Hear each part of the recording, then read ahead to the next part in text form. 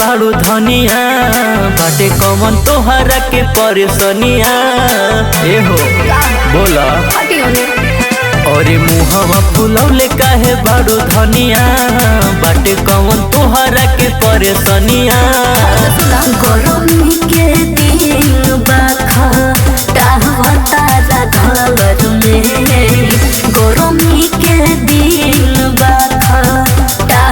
तारा घर में चल के घुमा दानई हर में ए रजऊ हो हमके घुमा दानई हर में करे जाऊ हो चल के घुमा दानई हर में चल न घुमा दा सबर करा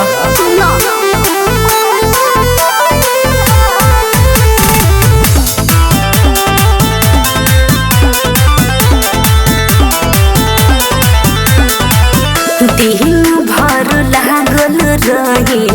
तुहरे सेवा पानी में रात भर रखेला राजा हमके परेशानी में एकदम परेशान हो गइल बानी का कही। अरे सुना बहरी के काम रानी हो गइल खत्म हो घर हिन लहर लूटा पवन बाटे गम हो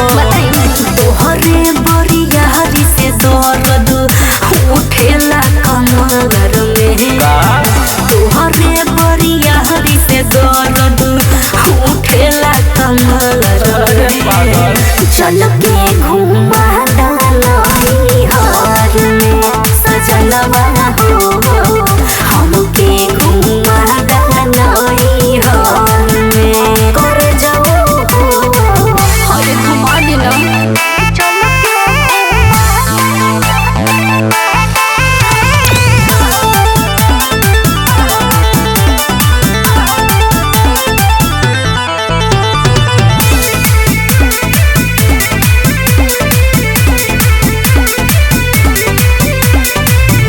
बहुतिया के महना हमार सूर्या सजनावा पहिले गवन में लागे ले बाजनावा काहे करे तरह ऐसा अरे तो कहाँ जाई हो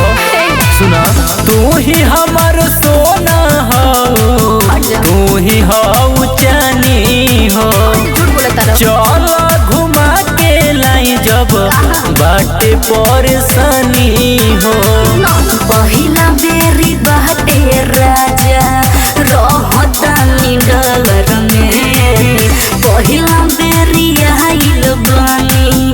रहतानी डगर में चल के घुमा दानई हर में ए रजऊ हो हमके घुमा दानई हर में करे जाऊ हो ना जेबा तो हम खुदे लेके भाग जाए अपन बैग में। अरे गोड़ टूट जाए।